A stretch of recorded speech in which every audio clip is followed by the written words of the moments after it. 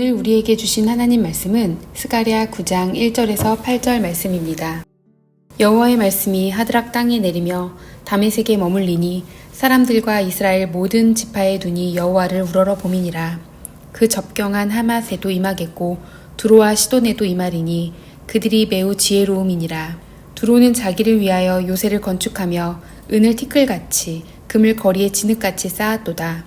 주께서 그를 정복하시며 그의 권세를 바다에 쳐 넣으시리니 그가 불에 삼켜질지라. 아스글론이 보고 무서워하며 가사도 심히 아파할 것이며 에그로는 그 소망이 수치가 되므로 역시 그러하리라. 가사에는 임금이 끊어질 것이며 아스글론에는 주민이 없을 것이며 아스돈에는 잡족이 거주하리라. 내가 블레셋 사람의 교만을 끊고 그의 입에서 그의 피를 그의 입 사이에서 그 가증한 것들을 제거하리니 그들도 남아서 우리 하나님께로 돌아와서 유다의 한 지도자같이 되겠고 에그로는 여부스 사람같이 되리라. 내가 내 집을 둘러 진을 쳐서 적군을 막아 거기 왕래하지 못하게 할 것이라. 포악한 자가 다시는 그 지경으로 지나가지 못하리니 이는 내가 눈으로 친히 봄이니라. 아멘.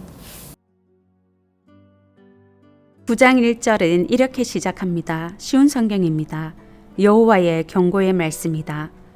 여호와의 말씀과 경고를 함께 사용한 표제는 구약에서 3번 나옵니다. 스가랴 9장 1절, 12장 1절, 그리고 말라기 1장 1절입니다.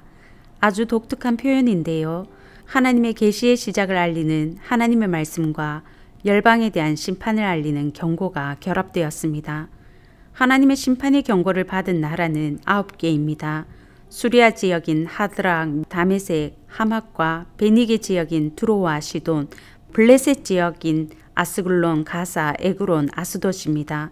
이 나라들은 메소포타미아를 기반으로 한 강대국들이 팔레스타인을 침공해 들어오는 경로인데요.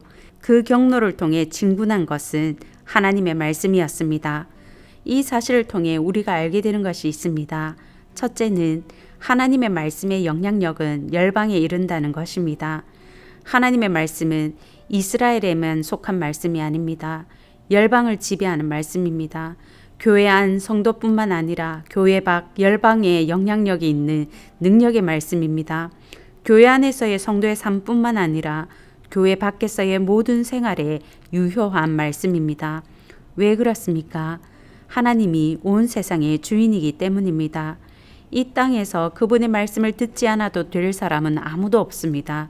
이 땅에서 그분의 말씀을 듣지 않아도 될 장소는 어디에도 없습니다. 그러니 그분의 말씀에 반한 사람은 열방이라도 심판의 대상이 되는 것입니다. 둘째, 하나님의 말씀이 돌격할 때 아무도 피할 수 없다는 것입니다. 두로를 보면 알 수 있습니다.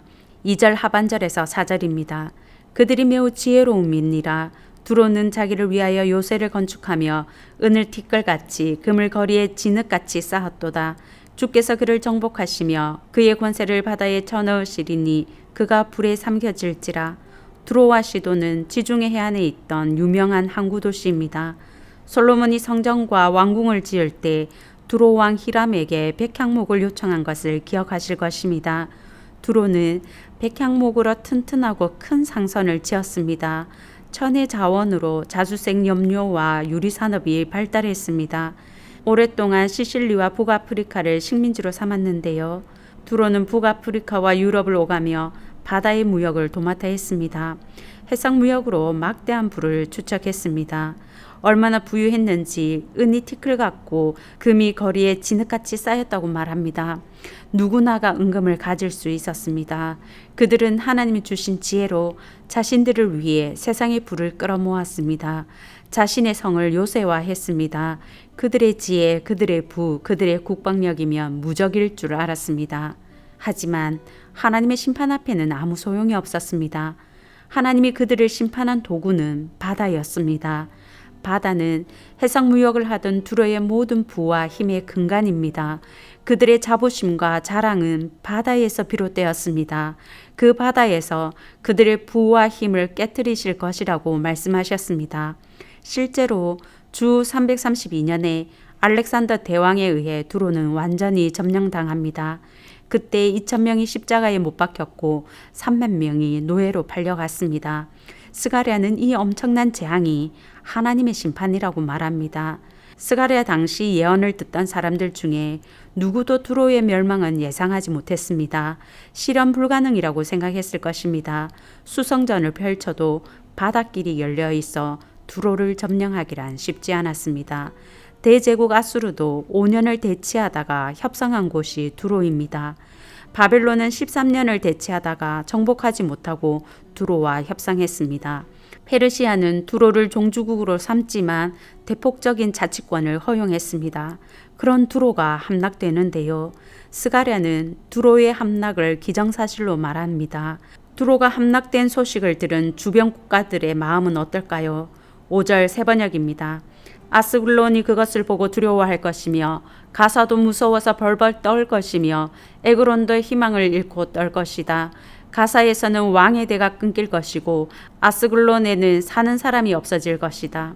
블레셋의 세 나라가 나오는데요. 특이하게 언급됩니다. 아스글론, 가사, 에그론을 말한 다음에 다시 가사와 아스글론을 언급합니다. 가운데에 에그론을 두는데요. 강조점이 에그론에 있음을 알 수 있습니다. 두로의 멸망으로 블레셋이 희망을 잃을 것이라는 것입니다. 두로와 블레셋이 무슨 관계이길래 희망을 잃는 걸까요? 예레미야 47장 4절 세번역입니다. 블레셋 사람들을 모두 파멸시키고 두로와 시돈에서 올 수 있는 최후의 지원군들을 모두 멸절시킬 그날이 왔다. 크레타 섬에서 살아남은 블레셋 사람들을 나 주가 멸망시키겠다. 블레셋은 두로를 의지했습니다. 두로만 믿고 있었는데 두로가 멸망당합니다. 하나님의 돌격 앞에서 그들을 도와줄 자가 없습니다. 두로가 피하지 못한 멸망이라면 블레셋의 멸망은 불을 보듯 뻔합니다. 어떤 희망도 가질 수 없겠지요. 그런데 희망만 사라지는 것이 아닙니다. 이사야 20장 5절입니다. 그들이 바라던 구스와 자랑하던 애굽으로 말미암아 그들이 놀라고 부끄러워할 것이다. 강대국인 구스와 애굽을 의지했던 나라들이 애굽의 멸망으로 수치를 당한 것처럼 블레셋도 두로의 멸망으로 수치를 당할 것입니다. 성도 여러분, 두로의 자부심, 자랑은 이 땅의 지혜와 부와 힘이었습니다. 블레셋이 의지한 것은 이 땅의 강대국이었습니다. 그 결과는 하나님의 말씀의 돌격이요 심판이었습니다. 멸망이요 수치였습니다. 두로는 하나님을 소유하지 못해서 이 땅에 가진 것을 자랑했을 수 있습니다. 블레셋은 하나님을 알지 못해서 강대국을 의지했을 수 있습니다. 그런데요, 불신자들만 그들의 자랑과 자부심을 땅의 것에서 찾을까요? 불신자들만 힘과 권력을 의지할까요? 신명기 8장 13절 14절입니다.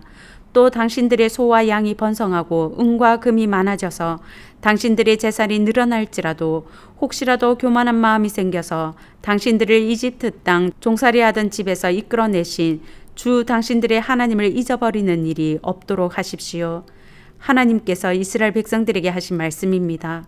재산이 늘고 부유해질 때에 하나님을 잊어버리지 말라고 하십니다. 부와 힘이 생기면 사람들은 배불러서 하나님을 모른다, 여호와가 누구냐 하기 쉽기 때문입니다. 하나님이 주신 것인데 마치 내 노력, 내 지혜로 얻은 내 결과요, 내 보상이라고 성도조차도 교만해지기 쉽습니다. 성도 여러분, 우리가 가진 모든 것은 하나님께서 주신 것입니다. 모든 것을 주신 하나님이 아니라 하나님이 주신 것을 자랑하고 자부심 삼으면 어리석은 사람이겠지요. 곧 사라질 권력을 의지하느라 썩지 않으시고 영원하신 하나님을 의지하지 않는 것 또한 어리석음입니다. 자부심과 자랑의 근간을 썩고 없어질 소유에 두지 않는 지혜로운 성도님들 되시길 바랍니다.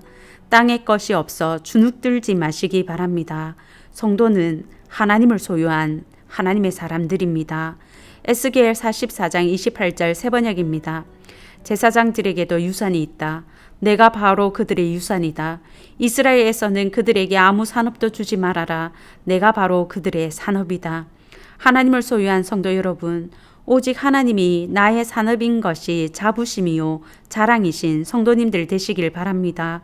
썩고 없어질 권력이 아니라 영원히 썩지 않는 하나님만을 의지하시는 저와 성도님들 되시길 바랍니다. 그러기 위해서는 하나님을 기억해야 합니다. 내가 아직 죄인 되었을 때에 나를 위해 죽으시고 부활하신 예수님, 환난 날에 나를 기억하시고 구원해 주신 구원의 하나님을 기억하시는 성도님들 되시길 바랍니다. 하나님의 말씀이 진군하는 목적은 심판에 있을까요? 7절입니다. 그의 입에서 그의 피를 그의 이사이에서 그 가증한 것을 제거하리니 그들도 남아서 우리 하나님께로 돌아와서 유다의 한 지도자같이 되겠고 에그로는 여부수 사람같이 되리라. 그의 입에서 피와 그의 이사이에서 가증한 것을 제거하겠다고 하십니다. 이사이에 있는 것은 부정한 음식입니다. 핏째 먹는 고기, 부정한 음식, 우상제물로 보입니다. 이방 민족이 우상제물을 먹는 것은 당연했습니다. 그들이 당연하게 지었던 죄악을 하나님이 제거해 주시겠다고 하십니다. 정결케 해 주겠다는 말입니다. 에그로는 여부수 사람같이 되리라는 말씀은 여부수 족속이 다윗에게 점령되어서 유다 안으로 완전히 통합되었던 것처럼 블레셋이 유다에 속한 한 족속이 될 것이라는 말입니다. 우상숭배의 나라 블레셋을 심판과 정화를 거쳐 하나님의 구별된 백성이 되게 하시겠다는 말입니다. 블레셋은 이스라엘의 원수입니다. 그 원수를 향한 하나님의 뜻은 진멸에 있지 않고 구원에 있음을 알 수 있습니다. 베드로후서 3장 9절입니다. 오직 주께서는 너희를 대하여 오래 참으사 아무도 멸망하지 아니하고 다 회개하기에 이르기를 원하시느니라. 하나님은 아무도 멸망하지 않고 다 회개하고 구원받기를 원하십니다. 모든 사람을 구원하기를 기뻐하시는 분이십니다. 8절을 보면 어떤 적군도 포악자도 해하지 못하도록 고통하는 것을 감찰하시고 하나님이 친히 둘러 진쳐서 구원해 주시는데요. 그 대상이 블레셋입니다. 이스라엘의 원수입니다. 성도 여러분, 이번 주일과 다음 주일은 VIP 사랑주일입니다. 원수된 우리를 위해 아들을 보내주신 하나님은 우리의 원수도 구원하기를 원하시고 기뻐하시는 분이십니다. 혹시 관계가 불편해서 전도하기를 꺼리고 계신 분이 있습니까? 그 사람 곁에 예수 믿는 사람이 나 혼자라면 하나님은 나를 통해 그 사람을 전도하길 원하지 않으실까요? 내가 전도할 사람을 선별하지 마시고 하나님이 원하는 사람, 하나님의 VIP에게 찾아가 VIP 사랑주일에 초대하시는 서문의 가족들 되시길 바랍니다. 오늘은 VIP 사랑주일 금요일 기도 제목인 전도의 현장을 위해 기도하시겠습니다.